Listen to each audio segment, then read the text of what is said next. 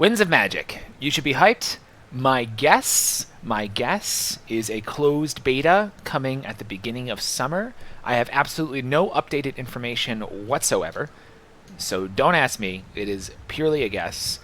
But it just kind of feels like we're getting there. They're about to do another showing of Winds of Magic this week, and they're already showing us clips of how things are looking. That's what I'm about to show you. Fatshark did a teaser stream this last week, and we're also going to take a quick look.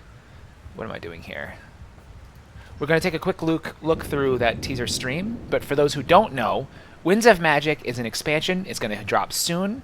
The most major components are a whole new race, Beastmen, which will be playable alongside Chaos and Vermin, Skaven. Next is going to be I guarantee it's going to have a major update of balance that includes detailed looks at mechanics, like how long does that block animation take? How long are they staggered when you block them? When you dodge them, how long can they not move again afterwards? To tighten up combat so it's less spammy, more responsive, more challenging and interesting, but also still fair. I guarantee it. They're finally doing that deep dive that we really want them to do. That is a huge part of what's coming that any core current Vermintide fan should be really, really pumped for. Those two are the biggest things in my opinion, but the third one, the one that's going to get a lot of press, is called the Weaves. What are the Weaves? As far as I get it, as far as I understand it, you should understand the Weaves as like a way bigger and way cooler survive the wave kind of thing, but more Vermintide-y, what was the name of that thing? Help me here. What was the name of that thing? The Last Stand-like thing for Vermintide with 8 levels for Vermintide 2. Okay, anyways, what's it going to be like? There's going to be a number of tiers of weaves. Every weave, and let's switch to here, every weave will have a mutator, which will be called a wind.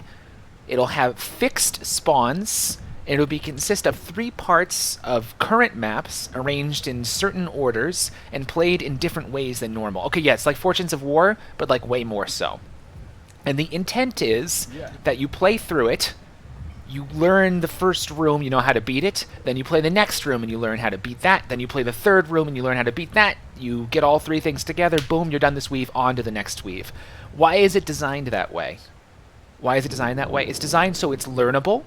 They're hoping to pull people into trying kind of harder stuff in a way that's fair. I think they hope that by it being learnable, it's going to push people to make content, to consume content, and most importantly, I think, to share and train each other up. Oh, you don't know how to beat tier 7? I know how to beat tier 7. I'm going to teach you how to beat the tier 7 weave. And that's going to be what we do. So we meet each other in a cataclysm, because by the way, they're adding a new highest level default difficulty for book runs. Oh, that went pretty well. Do you guys want to try something else? Yeah, but I don't really want to play a deed. Oh, let's try a weave. You want to try a weave? Yeah, I'm up to tier 7. Oh, I'm on tier 13. Let me teach you how to beat tier 7. Like, I think that's the intent. They're hoping that happens over and over again. What are the weaves going to look like? Every one of them has been, parts of the map have been changed to resemble the weave, and I don't remember how many there are. There's like 8. There's a metal one, there's a life one, blah, blah, blah. Here's what the life one looks like in-game. You should recognize this as Act 1, Map 1. I think you know the answer. Yeah. This is the city wall portion of it. But look how pimped out it is. It's all life.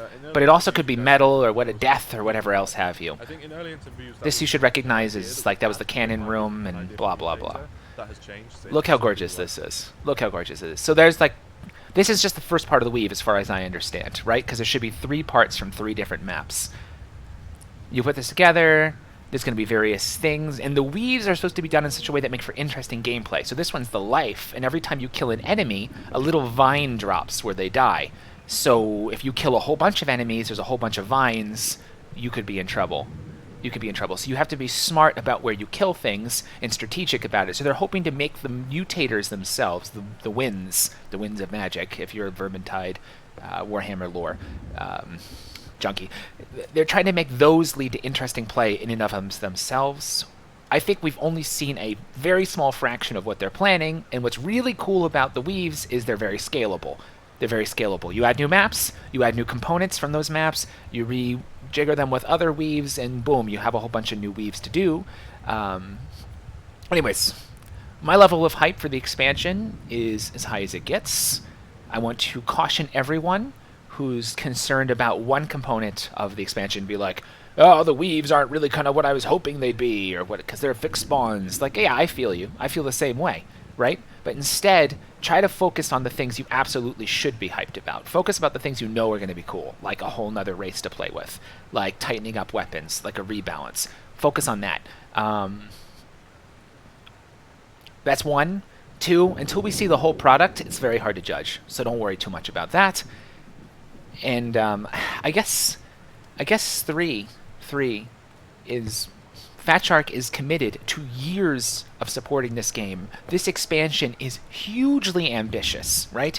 There are many people last year who are saying, well, Vermintide 2 sold over 1 million copies. They sold some DLCs, but they haven't really done so much in the last 6 months. Maybe they're just saying to themselves, okay, on to the next project. No. This expansion they're making is huge. There's no way they're not like 100% all hands on deck making this. They are. When the CEO a few months ago said he wants to support this game for a few more years and they're dumping resources in this game, I don't think he was kidding. I really think he thinks that. I really think that is the plan. And likewise, you look at the numbers. The game drops, it is humongous. You see the numbers of play go down precipitously like every game does these days. And we're tailoring off around 2,000 players a day, and you're like, oh, this game's, that's kind of where we're going to bottom out. Totally disagree. Vermintide 1, when they started dropping good expansion after good DLC after good DLC after good DLC, good patch after good patch after good patch, we went from a period where we had less than 1,000 average concurrents on a monthly basis a year or so after launch to over 3,000-4,000 over a year after the game launched. It changed, and the steady state of players went up dramatically just because the content was so much better and there were so many more things to do on a daily basis. I think we're going to get there. There's going to be all that good stuff they're doing to change how you get loot. Book runs are going to be more interesting. There's going to be so much more to do. However, what is my number one frustration right now? Mods are a completely underutilized resource. They need to do more to bring mods to the people. They need to bring more mods into sanction status more often, and they need to do... They got to do something to make it exciting for the content creators, the mod creators, to make mods. Anywho, enough spiel. Let's stop babbling. Let's get set up for the runs. I hope you guys enjoyed this. If you have any more questions, put them in comments. Else, I'm going to link to an excellent Reddit post that summarizes everything we know. It was by FlipFTW. The link will be below. So you should go and check that out. There's a lot of good discussion below. There's links to basically all the major articles. If you want more information, this is the place to go, and I hope Flip keeps doing a great job keeping this updated. Any questions from chat? If there are, I'll put them in the comments below. Bye, guys.